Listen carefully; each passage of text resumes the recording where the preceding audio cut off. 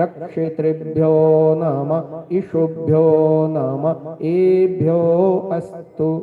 योऽस्मान्द्वेष्टियं वयं द्विष्मस्तं वो जम्भे दद्मः ॐ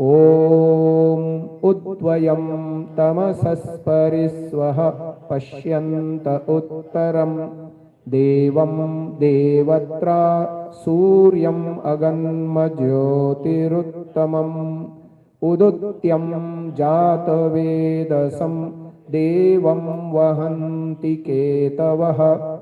दृशे विश्वाय सूर्यं चित्रं देवानामुदगादनीकं चक्षुर्मित्रस्य वरुणस्याग्नेः आप्राद्या वा पृथिवी अन्तरिक्षं